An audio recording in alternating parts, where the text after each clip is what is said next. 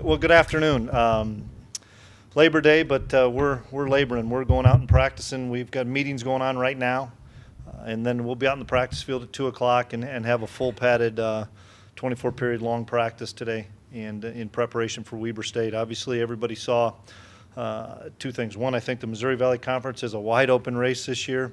And I think FCS football's got a ton of parity in it, and so if you don't have your A game or you don't come ready to play, you're going to get whipped, which we know every year, but I think especially this year with the young kids that we have. So for us, we're focusing on a one-game schedule, and that's against Weber State, who's a really good football team that had Oregon State at 13-7 early in the fourth quarter and had a chance to go in and take the lead and couldn't do it. But we're going to face a really good football team that played really fast, I thought, against Oregon State. So I'll open up for questions.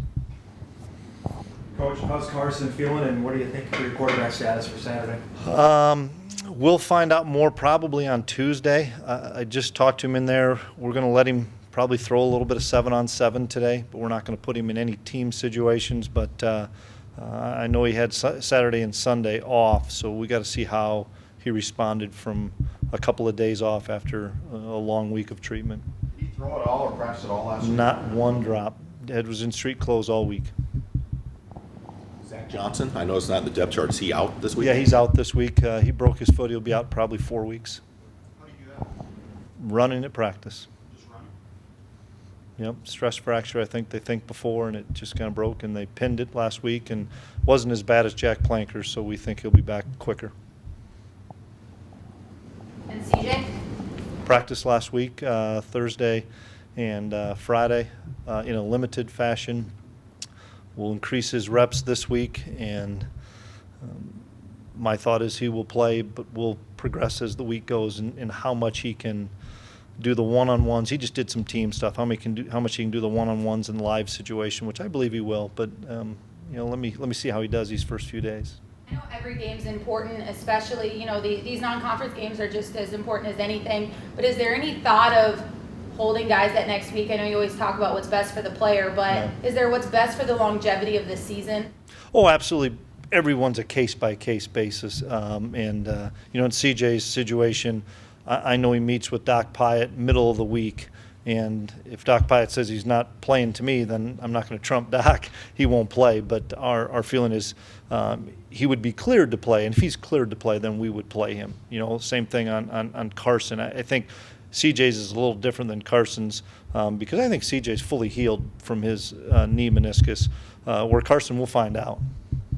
Coach, you've had a week now to evaluate maybe how your defense has responded in practice. What have you seen from them? Well, I think we've practiced better as a football team, not just defensively. And we can't have the defense shoulder all the blame for the first game. We did some poor things on offense and on special teams as well. But I think in general our energy level was better as a group at practice, and probably most importantly for us, I saw some players take more of the leadership role, especially on that defensive side, rather than hearing Coach Kane scream and yell or hearing Coach Polasek on the offensive side.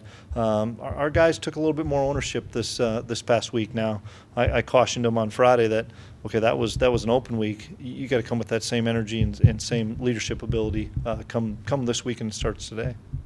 If Carson can't go, is it Easton's show? Yeah, it'd be Easton's game. We would design the game plan a little bit more around Easton, but right now, sitting in with the offense, we're implementing a game plan that either Easton or Carson could run, and then if it came down to it where Carson didn't, we may have to trim some stuff, just because you got a redshirt freshman compared to a fifth-year senior, and then Cole obviously took a great amount of reps last week, so he'd be ready to go too. What's your confidence level in Easton?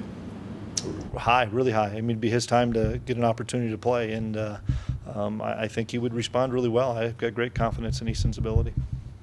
Anything change at all with Barneson leaving? Any different thoughts? Well, we're going to kick Cam some, and he kicked with the ones last week early, and then we switched with Ben and came back with Cam. We did a true competition last week, and we're going to do the same thing this week, but we're going to kick Cam. There's no question. Whether or not we kick him on the first PAT, whether or not we kick him on the second kickoff, whatever it may be, I know this. We can't stress Ben any more than we are. And I think, we had Cam in camp last year, and he blew everybody away as far as our senior camp. And he's got great leg strength. Now it just comes to the timing and everything of getting it ready to go. And that's the downside of only 95 guys in camp, because you're always going to take that extra wide out or extra D tackle, and you're not going to have that extra kicker in camp. And in 105, like Division I has, you bring that extra kicker in. So a guy like Cam didn't get the reps that Ben got all through camp. So now it's more timing and stuff. But I've got confidence in Cam. He's got a great leg. What happened to Barnison? Where'd he go, or what happened? What's the circumstance? Just decided to leave the program, Jeff. Coach, describe the confidence in your offensive line with both Plankers and now Zach out, the depth you have with Zemer coming in and maybe a redshirt freshman playing. Yeah, I think Zach would be the starter, and it's Zach's time. He's a redshirt sophomore that's been involved in a lot of snaps of football, practicing reps and stuff, and he's played in some games. Last week, our full intention last week was to sit guys like Joe. Jeremy didn't practice last week, Coonard, and put Bacon, Triplett, Volson, Colin Connor. They took the lion's share of the reps last week, and they'll do a decent amount this week. We've got to get those guys ready to play, and I've got confidence now in all of them. Now, is there a better scenario for one than the other? That's what we've got to determine this week. But I would assume we'd probably play 7 guys this week. Did you get to watch the Weber State game this weekend? What'd you see out of Weber State this year, maybe different from last year? Well, last year I thought it was a 4-quarter football game that they had every opportunity to win, and we kind of snuck out of there with a W. I thought they played really fast on defense.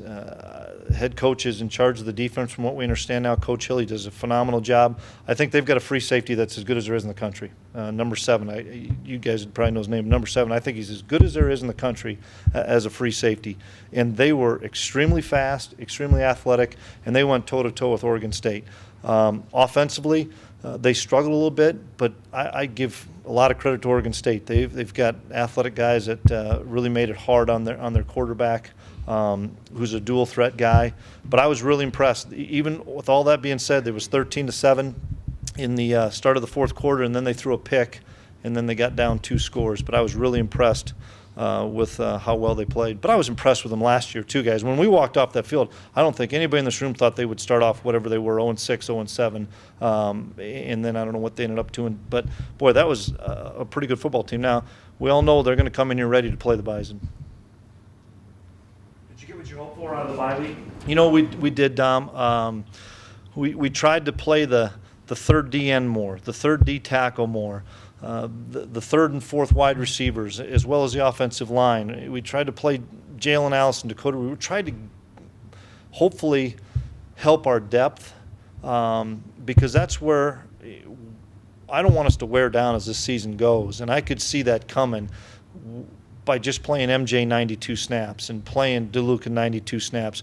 We've got to find a way to get those guys off the field. I think we improved our special teams. I think guys like Levi and Dan Marlette can help us more on special teams, and we're starting to push those guys to the front and pull some of the guys like Nick and MJ and Demps back a little bit. But I liked how we practiced. Now, it's got to translate to good product on the field, but I liked our focus for the whole week, because sometimes, this is the first early week, open week we had, and we would have normally maybe gone 2 or 3 days. Well, we went Tuesday through Friday in pads and went pretty hard. How did Champion respond this week after not having a real good game? Well, he responded like I'd expect a 5th-year senior to respond. He took more of the blame than I would hoped he would, but he took a lot of the blame, which is what a captain, a leader would do. I don't blame Champ at all. He didn't play his best football game, but he's got to erase that thing as a defensive back. You better erase it fast or you're going to be in trouble. I think he had a lot more confidence this week. He played with great technique. I think it helped his running mate was out there with him all the time in team. you know, and 6 and 5 Champ and CJ kind of feed off each other, and we look like a lot faster defense when CJ Smith's on the field. I can promise you that. Changing your running back rotation and all? No, probably not. You know, I think King deserved to be the guy this week with maybe a few more carries because of how he played last week. Now, if we're going to make it a huge perimeter run game, Jeff, then I think we've got to use guys like Bruce and some of those things. If it's a downhill power game, then it's going to be more of a King and Chase game. That will be determined. They played so many multiple fronts against us last year. I think they really confused us up front. We'll see what they're going to do. We're going to prepare for everything, and that's the benefit of having an open week. We can prepare for a lot of different fronts. I know you touched on it earlier, but just your thoughts on what you saw throughout the division this weekend. Yeah. A couple things. Really happy for Stig. I was really happy for John. That was a great win, and it was a win that I think, you know, they deserved. I watched a decent amount of the game, and they outplayed KU, and I was really happy for John. I was crushed for Dale, you know, because I thought they played Indiana toe-to-toe and had a great chance to win. I'd have done the same thing Dale did. I'd have gone for 2 and won it in regulation. I felt bad for it because they played their hearts off and should have won. Those are the 2 games I really watched. I obviously didn't see the Northern Iowa game. That wasn't on TV. I watched a little bit of Illinois State. Everything that every scout told me that came in here, you were going to see a different Iowa team this year. You saw a different Iowa team this year. So that I wouldn't say anything on Illinois State there. I think they've got a great team this year. I think you saw an Iowa team that people have been used to seeing in the mid-2000s that Kurt did a great job getting those guys prepared. And then I didn't watch Northern Iowa, and I didn't watch Montana. Cal Poly, I was kind of surprised in the low scoring, but you know, that you go league for league. We play South Dakota State, and it's always a dogfight. You talk to Jamar, Montana plays Cal Poly, it's always a dogfight. I mean, there's so many teams within your league that know each other so well. You know, the one school that I know is going to be a really good team, and you talk FCS a lot, that you guys don't probably look at, is Fordham. And the reason I say that is I was around their head coach, and that running back, who's an unbelievable player, sat with him with Matt at Kyle's deal last year at the Buck Buchanan because he was up for Freshman of the Year award, and I think that kid was a special player. Did you get a chance to talk to Kyle at all this week, speaking of Skyler Daniel? I've texted with Kyle a little bit, but I haven't spoken with him. I know Jamar has. Jamar feels that, I think Jamar, last conversation, he was going to be the 3rd defensive end and start on a couple of special teams. I don't know when the last time Jamar has spoken with him. I've texted with Marcus. I shot a text off to John. I didn't hear back, but I was excited for John to be on the practice squad, and I'm excited for Marcus to make that squad again. And in talking to the Jets scout when he came through, they just said he's continuing to get better and better, and you know, he's got a spot, is what they told me, and I'm really excited for Marcus as a free agent guy that nobody really thought much about at that next level. I told you he's a great football player with as good a ball skills as anybody I've ever been around. Coach, what do you think the emotions are going to be Saturday? Are the guys anxious to play, especially being the home opener? Yeah, absolutely. They're anxious to play. You know, to get back out and compete again. It's hard. The open week helped us because we're young and we need to get better. But it's hard to have an open week in your second week, whether you win or lose. I just think you want to get in a little rhythm of playing a couple times. But make no mistake, when we get out to practice today, it's not going to be, hey, we're excited about playing on Saturday. You know, we've got to shore up a lot of things, and we've got to have a great week of preparation to try to go 1-0 for this week, because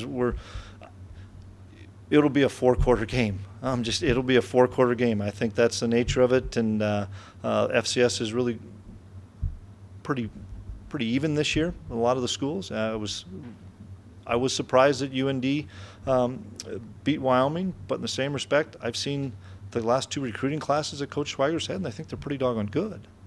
So anybody can beat anybody, as we found out.